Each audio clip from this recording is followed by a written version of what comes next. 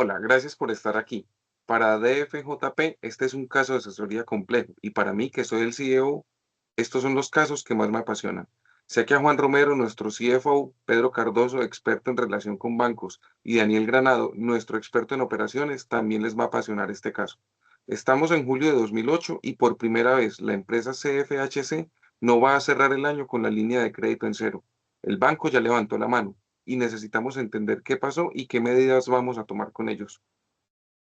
Gracias, Felipe, por la introducción. Así es, Classic Features and Hardware Company es una empresa familiar ubicada en una zona rural de East Texas, dedicada a la fabricación y distribución de muebles y accesorios de alta gama para cocinas y baños, con un enfoque claro en diseño clásico y calidad. Si bien no es un jugador dominante a nivel nacional, en términos de participación de mercado se compite en un nicho específico más que por volumen, apoyándose en clientes ideales como contratistas, ferreterías pequeñas y constructoras regionales. Tal cual. Y el modelo de negocio históricamente combina una producción estable durante todo el año con ventas altamente estacionales. Cerca del 60% de las ventas se concentra en primavera y verano, mientras que el resto del año la demanda es significativamente menor. Correcto, Felipe. Y históricamente ese descalce se financiaba con una línea de crédito de corto plazo que se cancelaba completamente al cierre de año. Sin embargo, cuando se aprobó el Plan 2008, la industria ya mostraba señales de deterioro en temas de caída en precios de vivienda, aumento de ejecución de hipotecarias, menor confianza del consumidor y recepción del crédito. Grandes constructoras como D.R. Horton, Lennar and Pulte Group ya reportaban caídas y retailers como Home Depot and Lowe's vendían menos que en 2006. Aún así, el plan asumió un crecimiento moderado en construcción y remodelaciones. Completamente de acuerdo contigo, Juan, y por esto se hace muy importante realizar un análisis horizontal de los estados financieros. En cuanto al estado de resultados, cuando comparamos lo proyectado con lo real entre enero y julio, el primer golpe aparece en las ventas. A julio observamos que los ingresos reales acumulados fueron cerca de 515 millones, frente a casi 571 millones proyectados, una diferencia no menor.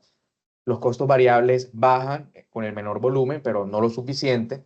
Los gastos operativos no se ajustan en la misma proporción y el efecto se amplifica en la utilidad operativa y en la utilidad neta. En el balance que estamos visualizando en pantalla, también ocurre algo similar. Los activos crecen, pero no porque tengamos más caja, sino porque los inventarios aumentan muy por encima de lo previsto.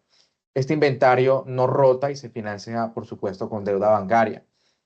En el fondo, esto refleja que Watkins, el director financiero, y su equipo asumieron que el comportamiento del mercado en 2008 sería similar a años anteriores, con una estacionalidad normal y una recuperación de ventas suficiente para absorber inventarios y cancelar la deuda, supuestos que claramente resultaron demasiado optimistas frente al entorno real. Pedro, ¿puedes conversarnos un poco sobre el análisis vertical de estos estados? Claro, gracias, Daniel. Bueno, muy relacionado con lo que menciona respecto al análisis vertical del estado de resultados, podemos encontrar que primero que todo a nivel de rentabilidad, la rentabilidad de los productos no se ve afectada, se mantiene igualmente en un 33%. Sin embargo, vemos una disminución en las net sales em, del 10% de lo que estaba proyectado versus lo real. Esto quiere decir que básicamente la caída en ventas viene afectando únicamente el volumen y la rentabilidad como tal de los productos. Ahora, algo importante para destacar acá es, si bien por la parte de análisis vertical podemos ver esta parte en el estado, dentro del balance general, podemos irnos a nivel de detalle por qué está pasando esto. Primero que todo, importante resaltarlo a nivel de inventario, el volumen de los inventarios ha aumentado versus lo proyectado en un 37% y estos inventarios corresponden básicamente al 23% de los activos totales. Esto quiere decir que como las ventas han disminuido, la empresa sigue produciendo, los inventarios han venido aumentando. Y adicionalmente, como se sobreestimó esta demanda, para satisfacer esa oferta, la empresa ha venido acumulando un pasivo corriente del doble del 106% de lo que se tenía proyectado en 2007 para 2008. Finalmente, esto también cambia la recomposición de cómo están los activos, ha aumentado los activos dentro de la composición del activo, el pasivo ha aumentado de un 29% a un 33% y asimismo el patrimonio disminuyó de un 70% a un 66%. Finalizando esta parte de análisis horizontal y vertical, me gustaría preguntarte, Felipe, por dónde te gustaría que siguiéramos el análisis. Gracias, Pedro. Quiero que miremos los indicadores de liquidez, porque como muy bien saben, la caja es el rey y las empresas generalmente se quiebran es por falta de caja. Si vemos los indicadores de liquidez, se ve el quiebre del modelo de negocio. El capital de trabajo real, que está en este momento alrededor de los 305.000 millones, se esperaba que estuviera cerca de los 320.000 millones de pesos para julio. La razón corriente, que tenía un valor proyectado cercano a 4.7, en la realidad está en un valor alrededor de 3.4. La capacidad de la empresa para pagar la totalidad de sus deudas a corto plazo es muy inferior a lo que se esperaba. La prueba ácida también nos dice que además de que el inventario no se vende tan rápido como se esperaba, los pasivos corrientes crecen ahogando la empresa, como lo decía Pedro. Y la razón de caja, que nos dice cuánto de los pasivos alcanzaría a pagarse con lo que hay en caja, se ubica alrededor de 0.65, cuando lo tenían proyectado para que estuviera en 1. Miremos los indicadores de actividad, Daniel. Sí, son cifras realmente alarmantes. En cuanto a la actividad, realmente el factor crítico está nuevamente en los inventarios. El verdadero desvío está en este rubro, de hecho, cuya rotación es muy inferior a la proyectada. Si revisamos de repente las cuentas por cobrar, sí vemos realmente una desmejoría a lo largo del tiempo, a lo largo de los meses analizados, y una desviación con respecto a lo proyectado. Sin embargo, la empresa se mantiene dentro de su digamos, meta de 2 meses para recuperación de cartera. Lo mismo ocurre en cuanto a las cuentas por pagar, no hay mayor criticidad al respecto, pero nuevamente insistimos en que el mayor problema está en esa desviación que se representa en los inventarios, claramente por una mala proyección de las ventas. Pasemos a revisar un poco sobre el endeudamiento, Pedro. Gracias. Bueno, continuando por la parte de endeudamiento, también viene muy relacionada con lo que vimos en los análisis horizontales y verticales, puesto que primero que todo, el endeudamiento real de la empresa es mayor del proyectado.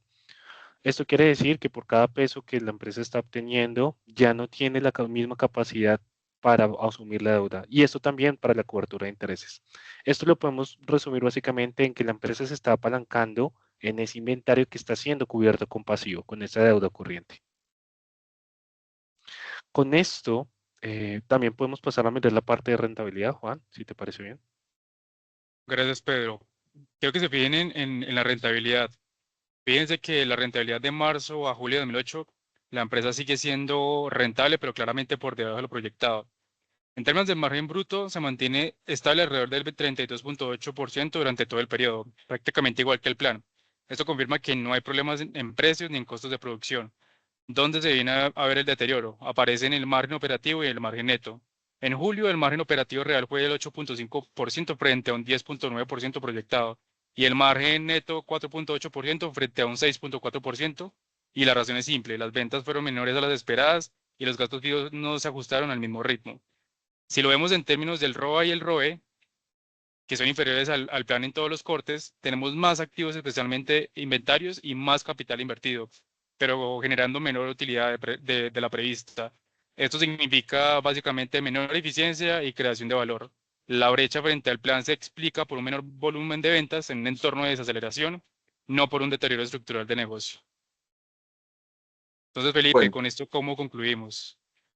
bueno, ¿ustedes creen que el problema va a ser permanente o creen que lo podemos convertir en un problema transitorio? Una muy buena pregunta, Felipe, pero todos sabemos que el entorno es transitorio, pero dejó al descubierto debilidades en el manejo del capital de trabajo de Classic.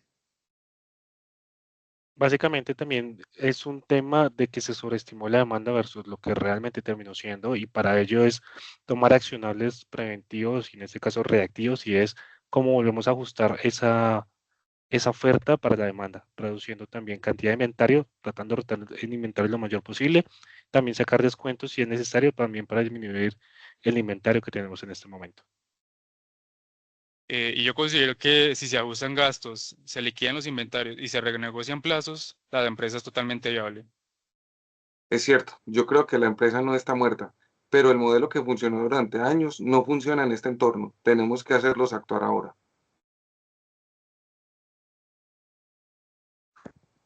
Muchísimas gracias.